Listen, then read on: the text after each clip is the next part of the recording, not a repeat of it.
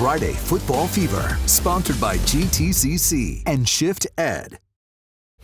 Welcome into Friday Football Fever, week 6 already. I know, and we knew that there was going to be a chance for some rain. Did either of you guys get wet tonight? No, and thankfully. I did, unfortunately. You did? I was a little further east than everybody else, so I ended up getting a little bit of drizzle. But we start in Mebane with a rivalry that dates back 60 years as Eastern Alamance played host to Western.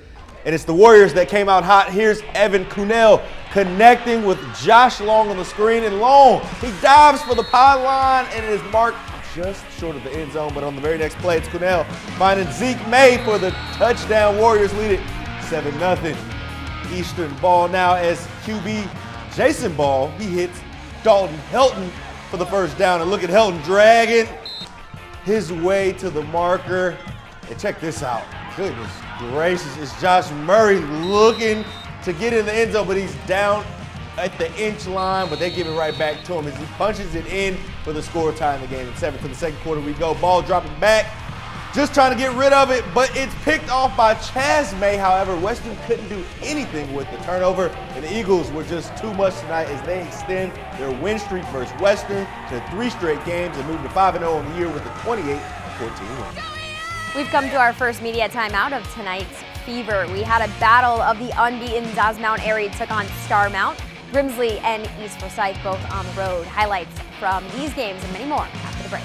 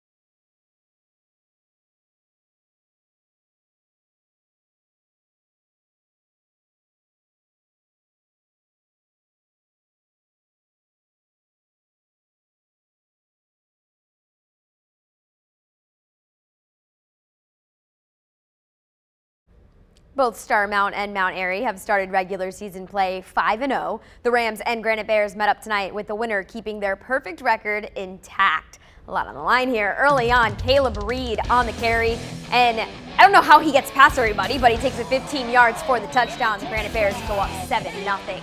Reed at it again, but the Rams defense steps up this time. KJ Allen strips the ball, and LT Adams recovers for the Rams. Mount Airy defense just as strong though. Derek Dandy with a big tackle for loss there. Ian Gallimore with a screen pass to Mario Revels, and he takes it inside the 5. Just can't get all the way. Tyler Mason though, he can. He punches it in for the touchdown. Mount Airy wins it 47-15. And we had a big-time matchup here in Guilford County as Grimsley loaded up the buses to take on Northwest Guilford. And we start with the Whirlies, and it's the running back, Mitchell Summers, on the carry. Look at him cutting, sprints to the edge, and he's in for the touchdown. Grimsley on the board first, but here comes the Vikings and Malik Jones as Jones takes the handoff and punches it in for Northwest, and we're tied up at 7. Now it's time for some defense. It's Christian Barrett picking off the pass from Tanner Blue, and he's going all the way the other way to the house for Grimsley. And it was all Whirlies in this one. Here's Faison Brandon going to the air, finding the future Tar Heel Alex Taylor in the end zone for another Grimsley touchdown. They win it 48-14.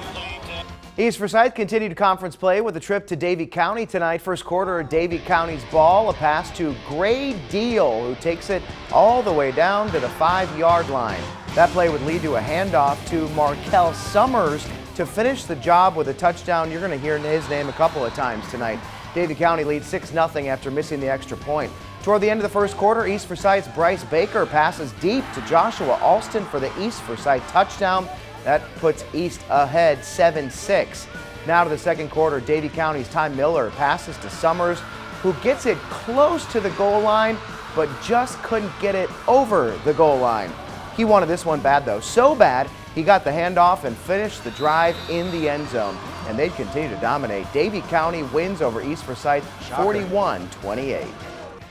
I made the trip down to Denton tonight for South Davidson and Lexington. Late first quarter, Lexington on top 14-0. Ty Williams airing it out. Intercepted by Jacob Hill. That eventually sets up this play. Tanner Delatre looking for an open man, getting in some trouble here, escaping the tackle, finding Eli Hewlin for the touchdown. One-score game now. Yellow Jackets back on offense. Williams faking the handoff. Not going to go that way, so he'll try to go this way. Yeah, look at him. He gets past all these defenders. He is so quick, even stiff-arming that defender right into the end zone. Lexington wins it 48-21. All right, let's go back to Alamance County as Graham played host to Cummings tonight. Cavaliers with the ball, and they hand it off to Jonathan Paylor. He breaks a tackle and cuts back across the field, outrunning the Graham defense before getting taken down inside the 5-yard line. Later, Cavs up 8-0. Devin Witherspoon on the keeper. He powers through the Grahams defense for another Cummings touchdown. Another Graham drive stalls out, and the punt is off clean and into the hands of Paylor again. Big night. And he is off to the races. And this is a long race. He takes the punt all the way back, nearly untouched, makes a nice move and gets it into the end zone again. Cummings gets the win over Graham 64-0. We'll be right back.